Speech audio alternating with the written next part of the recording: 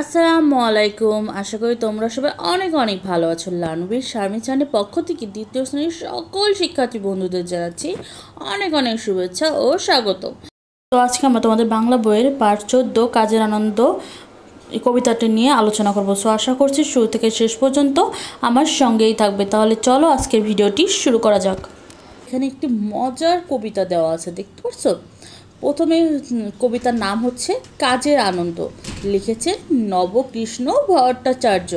নবকৃষ্ণ ভট্টাচার্য নামের বানানটা কিন্তু একটু কঠিন, তাই না? তাই তোমরা বারবার এই বানানটা মুখস্থ করবা এবং খাতায় লিখবা, ঠিক আছে? মুখস্থ করার থেকে খাতায় লিখলে কিন্তু বানানটা তা বেশি মনে থাকবে তোমাদের, ঠিক আছে? একটা সিক্রেট টিপস কিন্তু বলে দিলাম। আচ্ছা, তো বানানটা কিন্তু ভালো মতো মুখস্থ করে নেবে। এবার চলো আমরা একটু কবিতাটা পড়ে ফেলি, ঠিক আছে? কাজের আনন্দ, লেখককে নবকৃষ্ণ ভট্টাচার্য। মৌমাছি মৌমাছি কোথা যাও, নাচি নাচি দাঁড়াও না একবার ভাই। ওই ফুল ফোটে বনে, যাই মধু আহরণে, দাঁড়াবার সময় তো নয়। এরপর দেখো, ছোট পাখি কিচিমিচি ডাকি ডাকি, কোথা যাও বলে যাও শুনি। এখন না কব কথা আনিয়াছি তৃণলতা, আপনার বাসা আগে বুনি। পিপিলিকা দলবল ছাড়ি একা, কোথা যাও যাও ভাই বলি। শীতের সঞ্চয় চাই খাদ্য খুঁজিতেছি তাই, ছয় পায়ে পিল পিল চলি। কবিতাটি অনেক সুন্দর, তাই না? ছোটোকালে কিন্তু এই কবিতাটা আমার খুব প্রিয় ছিল, আমি কিন্তু অনেকবার এই কবিতা পড়তাম। তো আচ্ছা, কাজের আনন্দ কবিতাটা কিন্তু তোমাদের জন্য খুবই ইম্পর্টেন্ট, এটা তোমাদের পরীক্ষায় কিন্তু আসতে পারে। তাই তোমরা কি করবা, সুন্দর করে কাজের আনন্দ কবিতাটি মুখস্থ করে বারবার খাতায় লিখবা। আমি কিন্তু লেখার কথাটা বারবার বলছি, কারণ লিখলে ভালো মনে থাকে, ঠিক আছে? আচ্ছা চলো এরপর কী আছে আমরা দেখে নিই।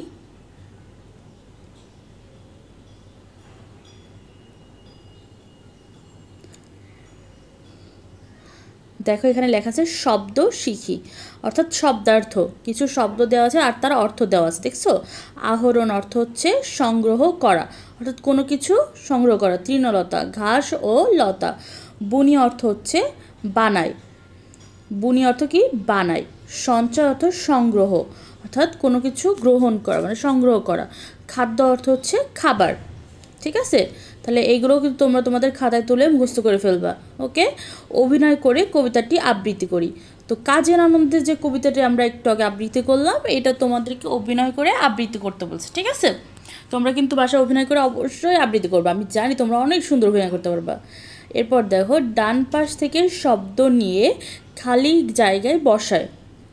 দেখো এখানে 5টা খালি ঘর দেওয়া আছে, আর পাশে দেখো কিছু শব্দ, অর্থাৎ ডান পাশে দেখো কিছু শব্দ দেওয়া আছে, এইগুলো আমাদের খালি ঘরে মিলাইতে হবে আর কি, এলোমেলো করে দেওয়া আছে, ঠিক আছে? তাহলে 1 নাম্বারটা দেখো, মৌমাছি ড্যাশ আহরণ করে। মৌমাছি কী আহরণ করে বলো তো? একটু আগে তো আমরা কবিতা পড়লাম, একদম রাইট, মৌমাছি মধু আহরণ করে। মৌমাছি মধু আহরণ করে, তাহলে এটা 1 নাম্বার, ওকে? তাহলে আমরা পাশে লিখে দিলাম 1 নাম্বার।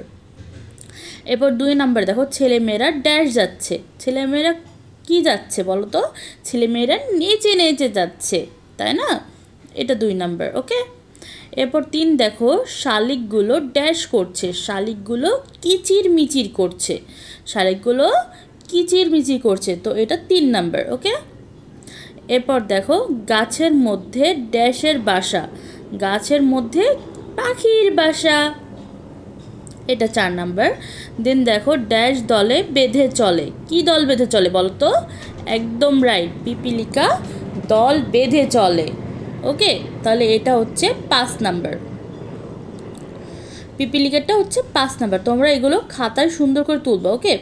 তোমরা কিন্তু পুরোটা তুলবা শূন্যস্থান লেখার সময়, ওকে? শুধু শূন্যস্থানের অ্যান্সারগুলো তুলবা না, শূন্যস্থানটি পুরোটা তুলবা, ওকে? আচ্ছা, তাহলে দেখো, মৌমাছি মধু আহরণ করে, ছেলেমেয়েরা নেচে নেচে যাচ্ছে, শালিকগুলো কিচিরমিচির করছে, গাছের মধ্যে পাখির বাসা, পিপিলিকা দল বেঁধে চলে, ওকে? আচ্ছা, এরপরে দেখো কি আছে, এরপরে দেখো আছে দাগ টেনে মিল করি, একটি দেখানো হয়েছে। আচ্ছা দেখো, একটি দেখানো হয়েছে এখানে। তো ডান পাশে কিছু শব্দ দেওয়া আছে আর বাম পাশে কিছু ছবি দেওয়া আছে। সেই শব্দের সাথে ছবিগুলো আমাদের দাগ টেনে টেনে মিল করতে হবে, ঠিক এরকম দেখানোর মতো। দেখতে পাচ্ছ বইতে যেভাবে দেখিয়েছে ঠিক সেরকম। আচ্ছা তাহলে চলো তো আমরা একটু মিল করি। ছোট পাখি, এখানে ছোট পাখি কই আছে দেখো তো, এই তো একদম লাস্টে ছোট পাখি। এরপর দেখো পিপিলিকা অর্থাৎ পিঁপড়া, কিন্তু হ্যাঁ পিপিলিকা অর্থাৎ পিঁপড়া, এই তো পিঁপড়া। এরপর দেখো কৃষক, এটা তো মিল করাই আছে। মৌমাছি উপরে একদম সবার প্রথমে দেখো মৌমাছি রয়েছে, দেখতে পাচ্ছ দুইটা, একদম ওইখানে আমরা মিল করবো। এবার দেখো মাঝি, যে নৌকা বচ্ছে, দেখতে পাচ্ছ যে নৌকা বয় তাকে মাঝি বলা হয়, তো মিল করলাম আমরা, ঠিক আছে। আচ্ছা এরপরে দেখো বলি, এখানে দেখো 5টি কোশ্চেন দেওয়া আছে অর্থাৎ প্রশ্ন দেওয়া আছে, এইগুলোর পরে দেখি আমরা। প্রথমে 1 নম্বর, মৌমাছি কেন বনে যায়? 2 ছোট পাখি কিভাবে ডাকে? 3 ছোট পাখি তৃণলতা দিয়ে কি বানাবে? 4 পিপিলিকা কিভাবে চলে? 5 কে শীতের সঞ্চয় খুঁজছে? তো এই প্রশ্নগুলোর উত্তর আমি তোমাদের লিখে দিচ্ছি, ঠিক আছে। ওকে, এই তো লিখে দিয়েছি, পার্ট 14 কাজের আনন্দ, ঠিক আছে। 1 নম্বর প্রশ্ন ছিল কি, মৌমাছি কেন বনে যায়? উত্তর হলো মৌমাছি মধু আহরণ করতে বনে যায়। 2 নম্বর কোশ্চেন হচ্ছে ছোট পাখি কিভাবে ডাকে? উত্তর হলো ছোট পাখি কিচিমিচি করে ডাকে।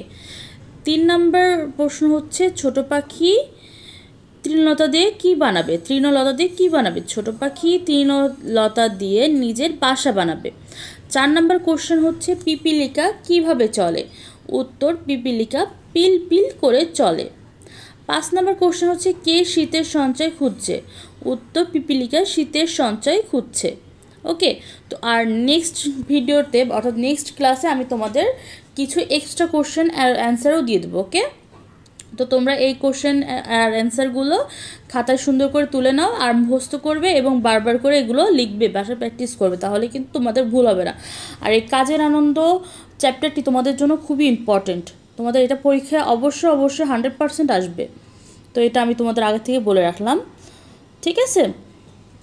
তো আজকে এই পর্যন্তই, ভিডিওটি আর বড় করছি না। পরবর্তীতে কী ভিডিও আসবে এটা দেখার জন্য সবাইকে আমন্ত্রণ জানাচ্ছি, তাই অবশ্যই আমার চ্যানেলটির সঙ্গেই থাকবে, সাবস্ক্রাইব করবে, কমেন্ট করবে, ভিডিওটি কেমন হয়েছে আমাকে জানাবে, ভালো লাগলেও জানাবে, না লাগলেও জানাবে।